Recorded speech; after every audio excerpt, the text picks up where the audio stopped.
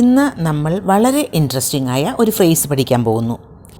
ഇത് ഒരു അഡ്ജക്റ്റീവ് ആയിട്ടും ആഡ്വേർബ് ആയിട്ടും ഉപയോഗിക്കാം. അഡ്ജക്റ്റീവ് ആയി ഉപയോഗിക്കുമ്പോൾ അതിന് ഒരു മീനിങ്, ആഡ്വേർബ് ആയി ഉപയോഗിക്കുമ്പോൾ അതിന് വേറൊരു മീനിങ്. അഡ്ജക്റ്റീവ് ആയി ഉപയോഗിക്കുമ്പോൾ അതിൻ്റെ മീനിങ് ഔട്ട് ഓഫ് കൺട്രോൾ, അൺമാനേജബിൾ എന്നൊക്കെയാണ്. നിയന്ത്രണാതീതമായത്, മാനേജ് ചെയ്യാൻ പറ്റാത്തത്. നമ്മൾ പറയാറില്ലേ കയ്യിൽ നിന്ന് പോയി, പിടിവിട്ടുപോയി എന്നൊക്കെ, അത് തന്നെ. ഒരു എക്സാമ്പിൾ പറഞ്ഞാലോ, his drinking was out of hand. Drinking, മദ്യപാനം, അയാളുടെ ഡ്രിങ്കിങ് കൺട്രോൾ ചെയ്യാൻ പറ്റാത്ത തരത്തിൽ ആയിരുന്നു. ഒരു സിറ്റുവേഷൻ ഔട്ട് ഓഫ് ഹാൻഡ് ആയി എന്ന് പറഞ്ഞാൽ അതിനർത്ഥം മാനേജ് ചെയ്യാൻ പറ്റാത്ത തരത്തിൽ ആയി.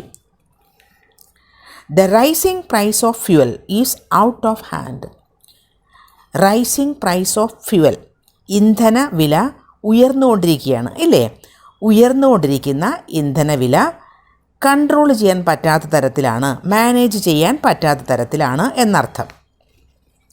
ഔട്ട് ഓഫ് ഹാൻഡ് എന്ന ഫ്രേസിന് വേറെ ഡിഫറൻ്റായ ഒരു മീനിങ് ഉണ്ട് എന്ന് പറഞ്ഞില്ലേ? ആഡ്വർബായി ഉപയോഗിക്കുമ്പോൾ അതിന് വേറൊരു മീനിങ് ആണ്. നോക്കാം. അപ്പോൾ അതിൻ്റെ മീനിങ് ഒട്ടും പരിഗണിക്കാതെ, ഒട്ടും ചിന്തിക്കാതെ തള്ളിക്കളയുക എന്ന ഒരു അർത്ഥമാണ് അതിനുള്ളത്. He drinks out of hand എന്ന് പറഞ്ഞാൽ അവൻ ഒട്ടും ചിന്തിക്കാതെ, ഒന്നും ആലോചിക്കാതെ, അതിൻ്റെ റിസൾട്ടിനെ പറ്റി ഒന്നും ചിന്തിക്കാതെ മദ്യപിക്കുന്നു എന്നാണ് അർത്ഥം. വേറൊരു എക്സാമ്പിൾ നോക്കൂ.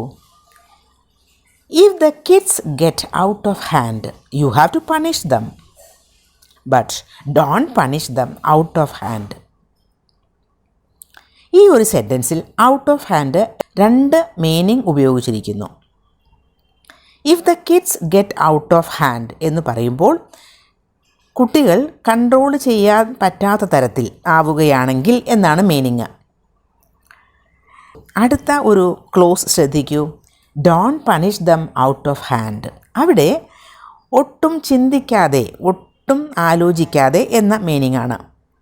അപ്പോൾ ഔട്ട് ഓഫ് ഹാൻഡ് രണ്ട് തരത്തിൽ ഈ ഒരു സെൻറ്റൻസിൽ ഉപയോഗിച്ചിരിക്കുന്നു.